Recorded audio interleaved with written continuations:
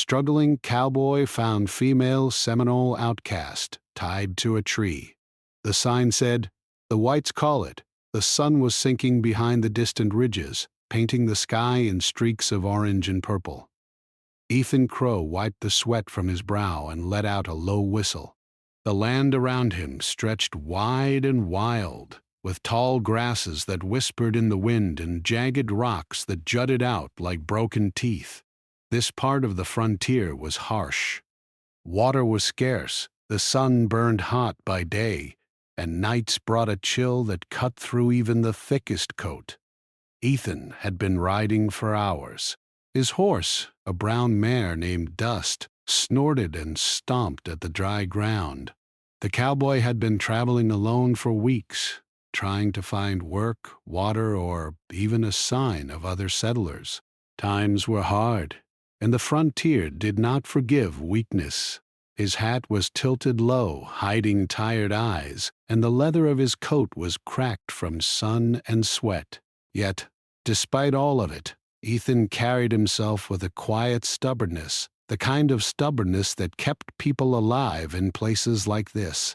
As he crested a low hill, Ethan noticed something unusual. A thin line of smoke rose far in the distance, far enough that it could have been a campfire, or trouble. He frowned, squinting at it. Settlers didn't usually camp this far out, not without reason. And then he saw it, something tied to a tree, swaying slightly in the wind. Ethan guided Dust carefully down the slope, the mare's hooves crunching over dry stones. As he got closer, he realized the figure was a person, a woman by the shape of her form, tied roughly to a gnarled tree. Her arms were pulled behind her, rope cutting into her wrists, and her head bowed slightly. The sight made Ethan's stomach twist. He had seen trouble before, but not like this. This felt wrong. A weathered wooden sign leaned against the tree. The words were scratched into the wood, worn and faded. The whites call it the Black Spire. Enter at your own risk. Ethan frowned. He didn't know what the sign meant, but the warning sent a shiver through him. Still, he couldn't just ride past. "Hey there," he called, his voice low but steady. "You okay?" The woman lifted her head slowly, and Ethan caught the first glimpse of her face. Her dark eyes were sharp and full of defiance. Her hair was black and tangled, falling over her shoulders. She wore simple, rough clothing, remnants of what might have been a dress once, but it was clear she was strong despite the situation. I'm fine," she said, her voice firm, even though she was tied to a tree. "Just leave me here." Ethan shook his head. "I don't think so." "Can't do that to someone. Who did this to you?" She didn't answer immediately. Instead, she studied him, eyes flicking to his boots, then the gun at his hip, then back to his face. There was something about the way she measured him, like she was deciding whether he was a threat. "Name's no Comus," she finally said. I'm an outcast." "They left me here for reasons that don't concern you." Ethan frowned. "Outcast? Where's here? And who left you tied to a tree in the middle of nowhere?" "The Black Spire," she said, jerking her chin toward the horizon. "It's a place the settlers fear. That's why they left me." Ethan glanced at the distant hill again, squinting. A strange feeling ran down his spine. He didn't know what the Black Spire was, but he could feel the warning in her words. Still, something about Nokomis made him hesitate to ride away. She wasn't weak. She had that fire in her eyes that said she could survive if she had to, but maybe she didn't have to. Not if he helped. "Hold still," he said. He dismounted slowly and walked over, Dust watching him with wary eyes. He knelt down, pulling a knife from his belt. Carefully, he began to cut the rope binding her wrists. Nokomis didn't struggle. She let him, but she kept her eyes on him, cautious. When the rope finally fell away, she rubbed her wrists and flexed her fingers. "Thanks," she said, quietly. "Don't thank me yet," Ethan said. "We still have to figure out where you came from, and if anyone's gonna come looking for trouble." Nokomis studied him for a long moment. "They won't. Settlers fear the Black Spire." They think it's cursed. I went there to see it. They didn't like that." They left me. The Black Spire? Ethan asked. Franzi. "Never heard of it. Where is it?" "East of here," Nokomis said, pointing toward a distant ridge. "It's a tower, or a rock, or something. It hums sometimes. It's not natural." Ethan felt a chill at her words. He had seen strange things on the frontier, strange rocks, strange animals, but nothing that hummed. His gut told him this was serious. "All right," he said finally. "We need to get you somewhere safe before dark. Can you walk?" I can, she said. "If you help me down this hill first." Together they climbed down the slope, dust moving carefully alongside them. The sun dipped lower, and the shadows grew long. Ethan kept one hand on Nokomis's elbow, steadying her as they walked. The land was unforgiving, with dry thorns and jagged stones. At one point, Nokomis nearly stumbled, and Ethan caught her just in time. "You've been out here a long time?" Ethan asked, trying to make conversation. "Too long," she admitted. "I've learned to read the land. Animals, plants, even the wind. It tells me things others don't notice." Ethan nodded. That caught his attention. "You've got eyes for more than just trouble, huh?" She smirked faintly. "And you think you do?" He laughed softly. "Maybe not, but I'm learning." As they walked, Ethan realized something. Nokomis wasn't just another woman stranded in the wilderness. She was smart, alert, and brave. She had survived on her own, and that meant she had skills he didn't. That made him respect her, even as he worried for her safety. The first signs of night approached, a pale moon rising over the hills. They reached a small grove of trees, where the ground was soft and water pooled in a shallow hollow. Dust drank eagerly, and Ethan wiped the sweat from his face. "Think you can keep up with me?" Ethan asked, looking at Nokomis. "I can," she said simply, her dark eyes steady. Ethan glanced at the horizon again. Somewhere out there was the Black Spire. He didn't know what awaited them, but he knew one thing. Life on this frontier was dangerous, and curiosity could be deadly. And yet, there was something about Nokomis, about the way she had survived, that made him think maybe humans could face even the strangest threats if they worked together. For now, though, they had to rest. Ethan collected some dry wood and started a small fire. The flames cast flickering shadows across the grove. Nokomis sat nearby, her eyes reflecting the firelight. "You're not like the others," she said suddenly. Ethan raised an eyebrow. "The others?"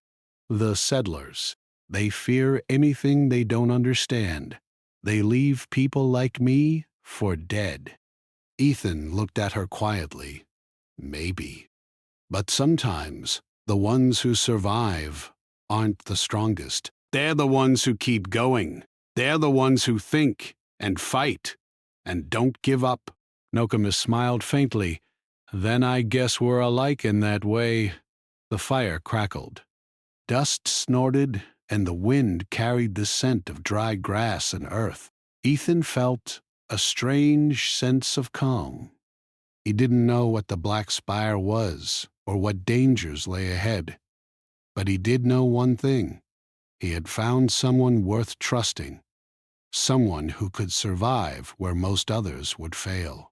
And in the frontier, sometimes that was the difference between life and death. As the night deepened, Ethan and Nokomis settled near the fire.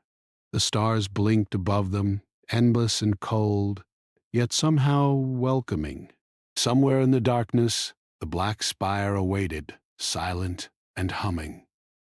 And Ethan knew that tomorrow, their journey would truly begin. For the first time in weeks, he felt hope.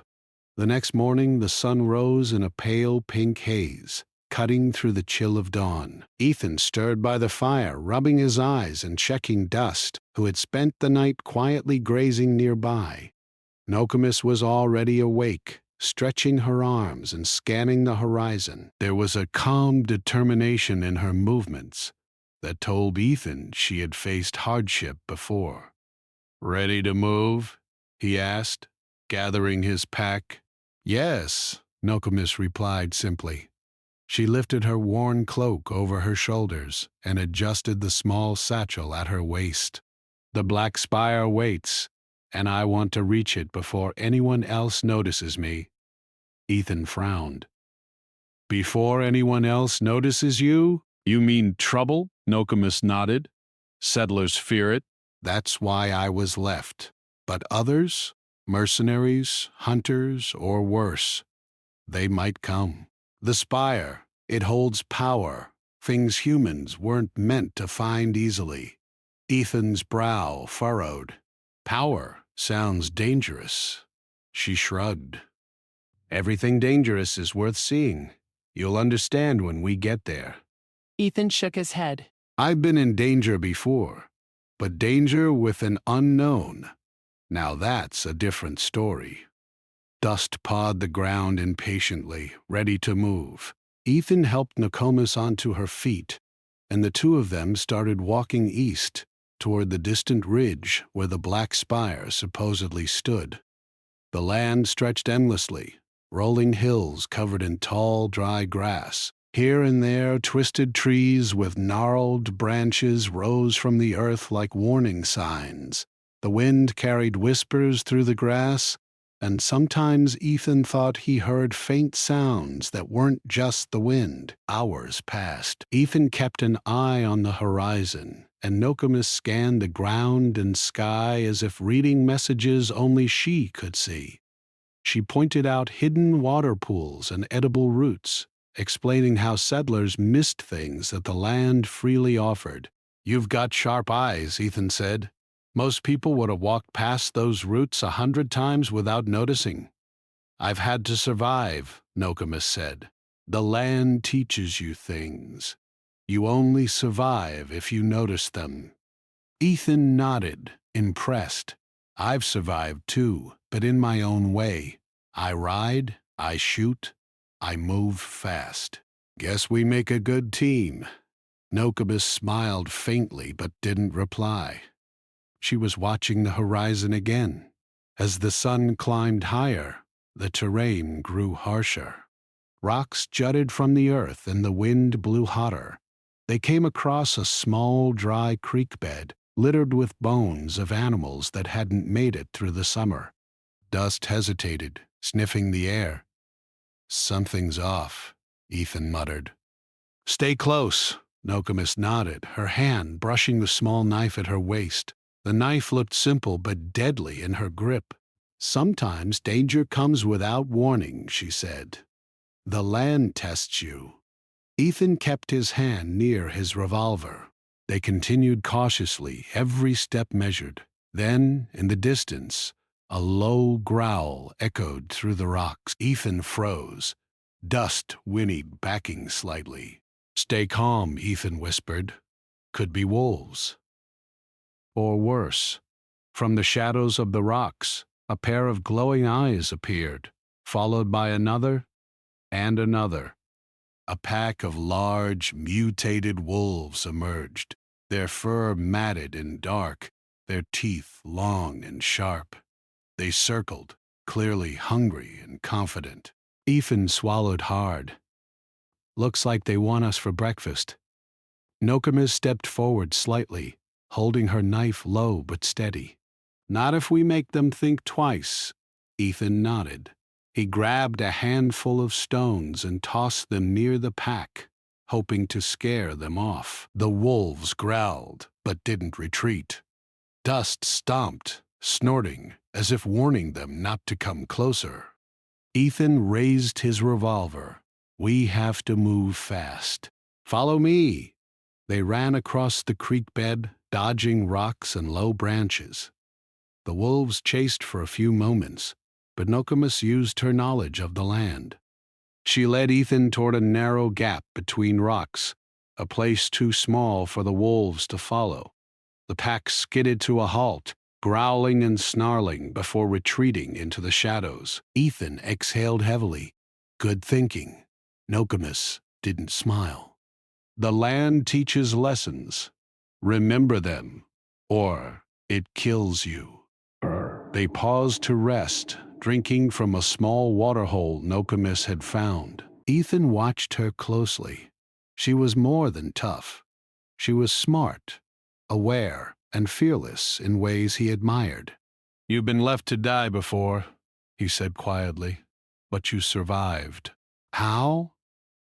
Nokomis looked at him, her eyes serious. "I trusted my mind, not others. Humans aren't the strongest, Ethan, but we're clever. We notice things others don't. That's why I survived, and why I'll survive the Black Spire." Ethan felt a strange warmth in his chest. It wasn't just admiration, it was respect. Humans had a way of enduring that even the toughest animals or fiercest storms couldn't match. The sun was dropping again when they reached the foot of a rocky ridge. The Black Spire loomed in the distance. It was tall and black, like a shard of night cutting through the sky. Faint vibrations seemed to ripple through the air around it, a low hum that made the hair on Ethan's arms stand on end. "So this is it," he said, awe in his voice. "Yes," Nokomis said softly. "The spire." "Some settlers say it's cursed. Some say it's alive." "I say it's something humans weren't meant to find." Ethan squinted, studying the tower. It was alien, impossible. Smooth black surfaces reflected the last rays of sun, yet it seemed to absorb light as well. He could feel a strange pull in his chest, a mix of curiosity and fear. "How do we get inside?" Ethan asked. Nokomis shook her head. "We don't. Not yet. First, we must understand it. The land tells us what is safe. The spire... It watches. It tests. We have to be careful." They set up a small camp a safe distance from the tower. Nokomis gathered firewood while Ethan checked their supplies. They had food for a day or two and some water. They needed more if they were to survive the nights ahead. As darkness fell, Ethan and Nokomis sat by the fire. The spire's shadows stretched across the land, tall and silent, yet somehow alive. The hum in the air grew faintly louder as night deepened. "Do you think it's dangerous?" Ethan asked. Nokomis stared at the spire, her eyes reflecting the firelight. Everything dangerous is also powerful. Humans aren't always the strongest, but we adapt. We think. We survive. If we understand it, we can use it. Or at least live through it. Ethan nodded slowly. He didn't fully understand, but he trusted her instincts. Something about Nokomis told him she had survived worse than this, and if anyone could guide him through the unknown, it was her. The night was quiet, except for the occasional howl of distant wolves. The fire crackled and popped. Dust lay nearby, ears twitching, sensing the tension in the air. Ethan looked at Nokomis, who seemed to be listening to the hum of the spire. "Tomorrow," she said, "we move closer. We observe, we learn, and we survive together. Ethan felt a sense of purpose he hadn't felt in a long time. The frontier had always been cruel, unforgiving, and lonely. But now, with Nokomis at his side, he felt that even the Black Spire, with all its mystery and danger, could be faced. The fire burned low, and the stars above were bright and endless. Somewhere in the distance, the spire waited silently, watching, testing. And Ethan knew the journey ahead would be harder than anything he had faced before, but also more important. For the first time in weeks, he felt alive. And so, under the alien sky, two humans prepared to face a mystery that would test everything about their courage, intelligence, and spirit. The Black Spire waited. The next morning, the sun barely broke over the horizon, casting long shadows across the dry, rocky ground. Ethan stretched, muscles stiff from the previous day's journey, and looked toward the distant tower. The Black Spire stood tall and silent, its black surface reflecting nothing, absorbing all light, and sending a subtle hum through the air that made his chest tighten. Nokomis was already awake, crouched near a small stream, examining the soil and water with careful precision. "Water is safe," she said without looking up. "But the air around the spire, it feels different. Be ready." Ethan tightened the straps on his pack and checked Dust's saddle. "Different how?" "Energy," she said simply. The spire isn't just a rock. It moves, watches, responds. Humans who rely only on strength or tools fail here, but humans who think, who notice, can survive. He had survived bandits, wolves, and the harshest of frontiers. But this felt like a test he didn't understand. He swallowed hard. "All right," he said finally. "Let's see what we're up against." They approached cautiously, moving along a narrow path between jagged rocks. The closer they got, the more Ethan felt a subtle vibration in the ground. The hum that Nokomis had warned him about grew stronger, almost like a low heartbeat. Dust snorted nervously, and Nokomis held up a hand to calm him. "Don't worry," she said. "It won't hurt us. Not if we are careful." The Black Spire was taller than any building Ethan had ever seen. Its surface was smooth, black, and sharp, almost as if it had been carved by an unseen hand. Strange markings covered it, lines and shapes that seemed to glow faintly in the morning light. Ethan ran a finger over one, and the metal felt cold, alive somehow, humming beneath his touch. "This thing's alive?" Ethan asked, his voice low. "In a way," Nokomis said. "It reacts to those who touch it, but not all humans can reach it safely. We must think before we act." Ethan nodded. He had always relied on instinct and muscle, but now he realized he needed more than that. He needed observation, patience, and cleverness. They circled the base of the spire, looking for an entrance. There were no doors, no obvious cracks. Then Nokomis knelt and placed her hand on the ground. Ethan watched as the hum beneath their feet grew louder. A section of the spire's surface shifted subtly, like liquid black metal flowing aside. "There," Nokomis whispered. "It responds to us." Ethan stepped forward, heart pounding. Together, they entered a narrow passage that led into the heart of the spire. Darkness surrounded them, thick and absolute, but the walls pulsed with a faint glow that guided their steps. The hum became louder, almost musical, vibrating through their bones. Inside, the spire was unlike anything Ethan had ever imagined. The walls were lined with panels of black crystal that reflected their images in strange ways. Holographic symbols floated in the air, shifting and changing. The air smelled faintly metallic and alive. "Look," Nokomis said, pointing to a floating hologram. It showed a map of the surrounding land, hills, rivers, and forests, but parts of it shifted, as if the spire were alive and changing its memory. The spire sees everything. It records, it tests, it reacts. Ethan felt a chill. Records, tests. Reacts. How do we know we won't fail it? Nokomis smiled faintly. The spire tests brute strength, but humans succeed with cleverness, observation, and patience. Watch. She stepped forward, touching one of the floating symbols.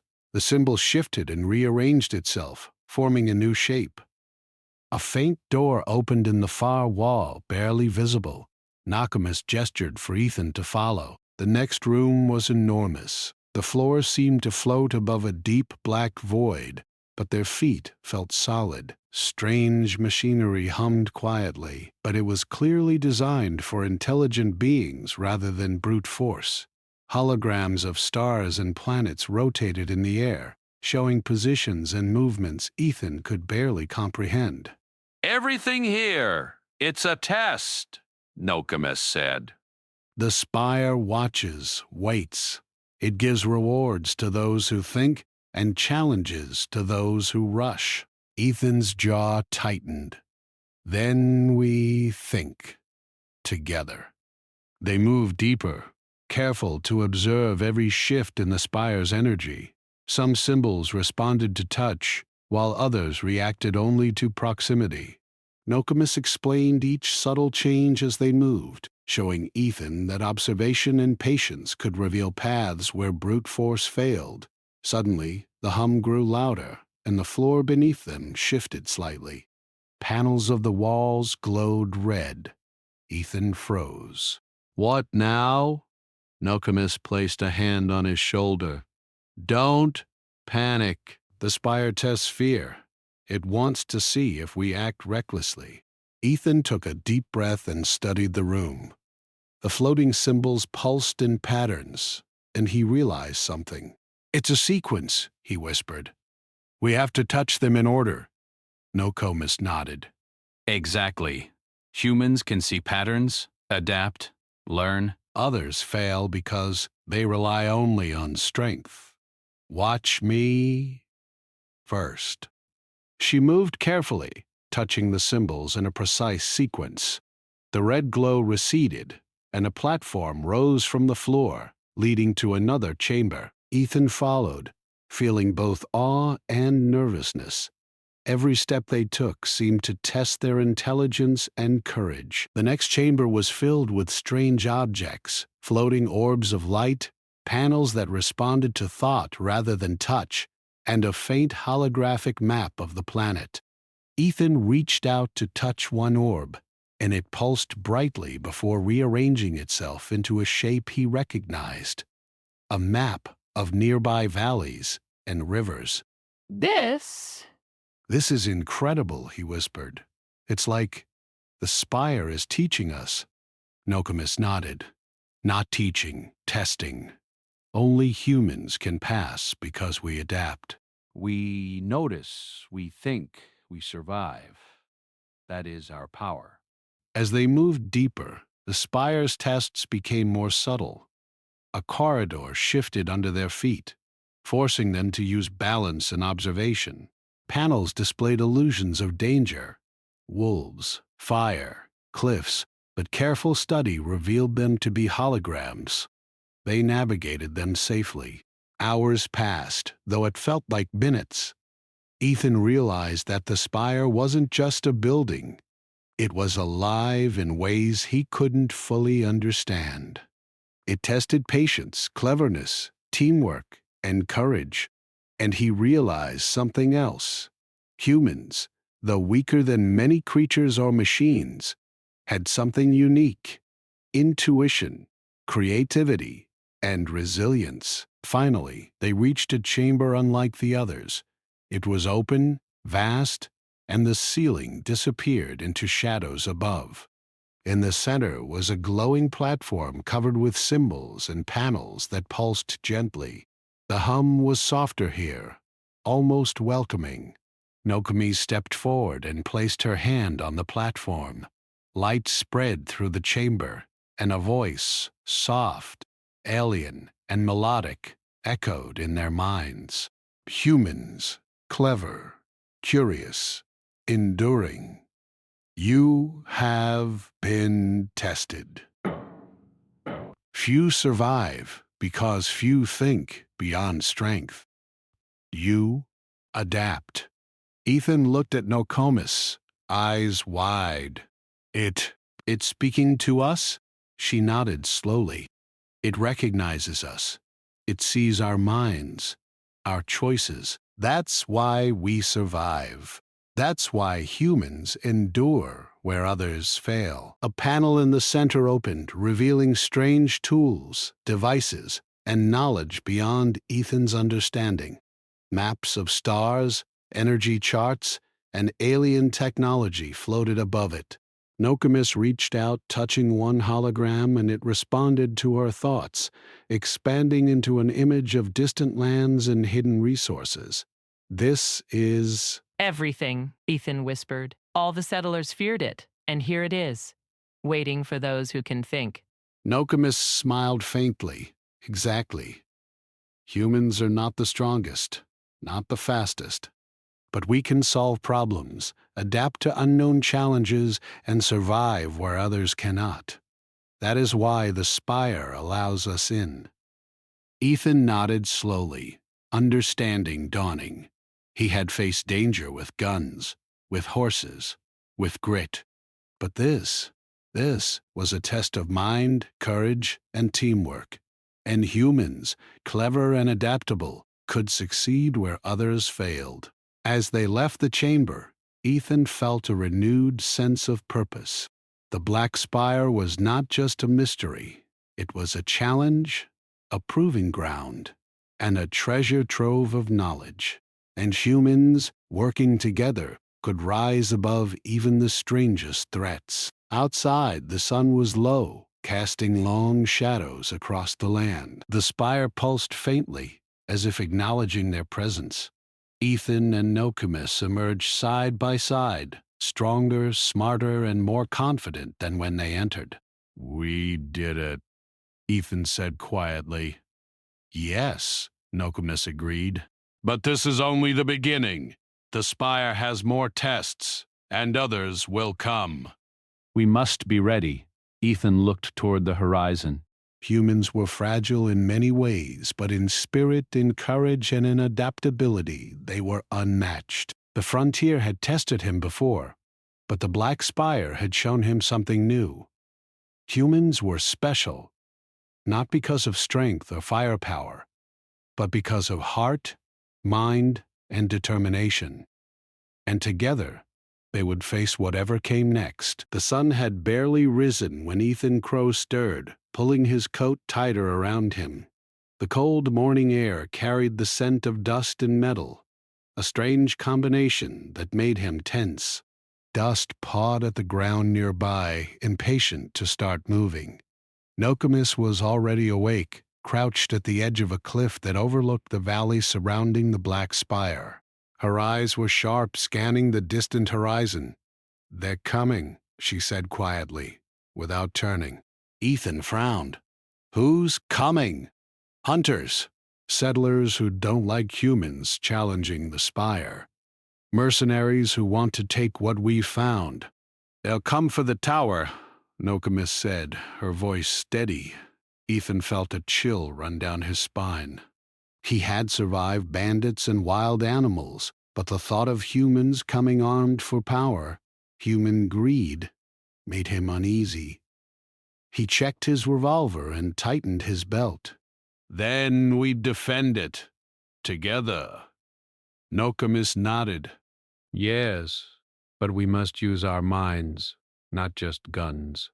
The Spire reacts to strength, yes, but humans survive because of cleverness, not just force. Nokumi set traps along the ridge paths, using rocks, pulleys, and wires she had scavenged from nearby abandoned settlements. Ethan helped, laying false trails and digging small pits that could slow down pursuers. The land itself became a tool. Hours passed, and by mid-afternoon, the first signs of trouble appeared. Dust whinnied nervously. Ethan squinted across the valley and saw movement. Small clouds of dust approaching. Men on horseback, armed and determined. "They're coming fast," Ethan said, his hand tightening on his revolver. Nokomis studied the horizon. "Let them. The spire is with us. And humans? Humans will outthink them." As the men approached, the black spire seemed to hum louder. The vibrations under Ethan's boots were steady, almost like a heartbeat. He felt the energy of the place, the test it represented, and realized that it wasn't just the intruders they had to face. They had to face the challenge with intelligence and courage. The first wave of men reached the base of the ridge. They were loud, shouting and laughing, confident in their numbers. Ethan and Nokomis remained hidden, watching carefully. "Let's give them a welcome," Nokomis whispered. She gestured, and Ethan understood. They were about to use their surroundings, and the spire itself, to their advantage. The first trap was simple. Nokomis had placed loose rocks in a narrow pass. A rider's horse slipped, sending the man tumbling into a small pit Ethan had dug. The rest of the group paused, unsure of what to do next. Ethan fired a warning shot into the air. The sound echoed off the cliffs. "Move carefully," he called. "The land isn't on your side." The intruders pressed forward, trying to flank the ridge. Nokomis had anticipated this. She triggered a pulley system that dropped a net over a small path, snagging two horses and throwing the riders off balance. Chaos erupted among them. Ethan felt a thrill, not from violence, but from watching humans, himself and Nokomis, use brains over brute force. "They won't get the spire," he muttered. Nokomis smiled faintly. "Humans can endure, adapt, and outthink. That is why we survive, not because we are the strongest, but because we are clever." The attackers regrouped. Realizing they were facing more than just two humans, Ethan and Nokomis moved to a higher vantage point. From here, the spire's hum was stronger, almost guiding them. The walls of the tower pulsed slightly, as if aware of the situation. "Look," Nokomis said, pointing to faint lights on the spire's surface. "It can help us. It responds to humans who think, who notice. Use it." Ethan understood. He pressed his palm against the black wall of the spire. A wave of energy pulsed through him, and the rock shifted, creating a shadowed passage that hid their flank. The attackers faltered, unable to see Ethan and Nokomis anymore. "Keep calm," Nokomis whispered. "The spire watches, the land protects, and humans endure." Using the terrain and the spire's subtle assistance, they continued their defense. Ethan lured some of the intruders toward narrow cliffs, where their horses stumbled over hidden rocks and traps. Nokomis guided him silently, whispering advice, her knowledge of the land unmatched. One man tried to sneak behind them, hoping to catch them off guard. Nokomis spotted him immediately, her sharp eyes catching the glint of a knife in the sunlight. "Left!" she called, pointing to a hidden pit. The man stepped forward and fell into a trap, screaming as he struggled. Ethan's jaw tightened. "Clever girl." Nokomis shrugged. "Clever, yes, but human." The attackers began to panic. They were not prepared for someone who could anticipate their every move. They shouted and waved their arms, trying to regroup, but every attempt was countered by traps, careful strategy, and the spire itself. Hours passed and the sun dipped low.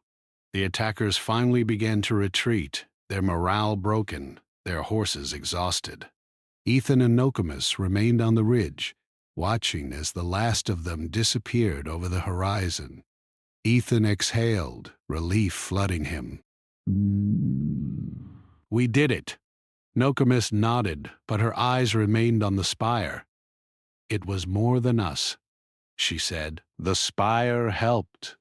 It recognizes humans who think, humans who adapt. Others fail because they rely on force. But we survive. Ethan looked at her, realizing the truth in her words. Humans were fragile. Yes, they could be overpowered, outnumbered, or outmatched.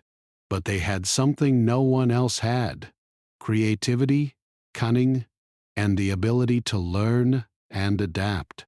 That was why they endured where others failed. The night settled over the black spire, calm once more. Ethan and Nokomis sat near their small fire, exhausted but unbroken. Dust lay nearby, ears twitching, sensing the quiet after chaos. "You know," Ethan said quietly, "I fought bandits, wolves, even the harshest storms. But today felt different. We didn't just fight. We thought, we planned, we adapted. That felt powerful." Nokomis smiled faintly. "That is the human way. We are not the strongest, not the fastest, but we endure. We survive. That is why we are special. And that is why the spire accepted us." Ethan nodded. "Then I guess we make a good team." Yes, Nokomis agreed. A team of humans, clever and enduring. Together, we can face anything. As the stars appeared overhead, the black spire hummed softly, almost approvingly. Ethan felt a strange sense of peace. They had defended it not with force alone, but with intelligence, strategy, and courage. They had proven the value of human ingenuity, and the frontier had shown them yet again that humans could rise above even the strangest and deadliest challenges. Tomorrow they would explore the spire further, uncovering more secrets and preparing for whatever threats the world or others might throw at them. For now, though, they rested, knowing that the true strength of humans lay not in guns or muscle, but in heart, mind, and spirit, and together they were unstoppable.